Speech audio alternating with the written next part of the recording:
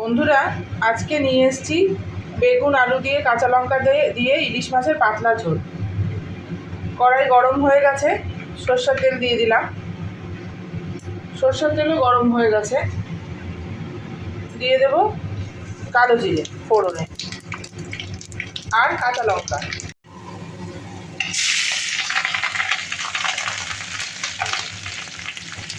কালো জিরে আর কাঁচা লঙ্কাটা ভাজা ভাজা হয়ে গেলেই এর মধ্যে দিয়ে দেব কেটে রাখা বেগুন আর আলু।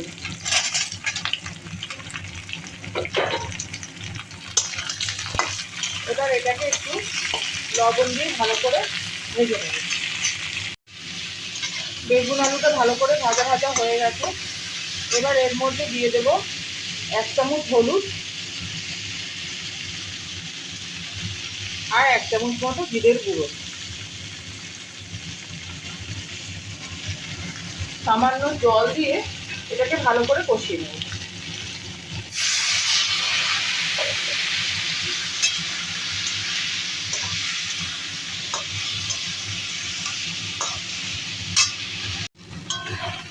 মশলাটা ভাজা ভাজা হয়ে গেছে, এইবার দিয়ে দেবো জল।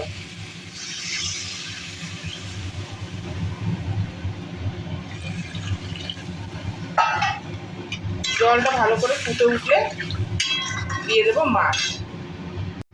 বন্ধুরা, ঝোল খুব ভালো করে ফুটে গেছে, এইবার এই ইলিশ মাছগুলো দিয়ে দেব।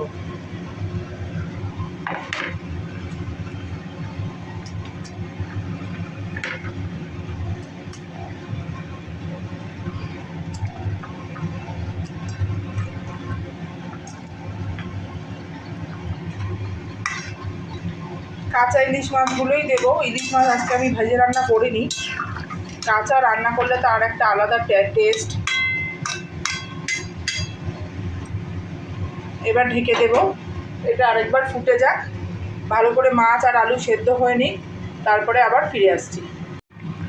বন্ধুরা, আমার মাছের ঝোল হয়ে গেছে, আলু মাছ সবই সেদ্ধ হয়ে গেছে। এই যে খুবই ভালোভাবে আলু সেদ্ধ হয়ে গেছে। এইবার নামিয়ে নেব।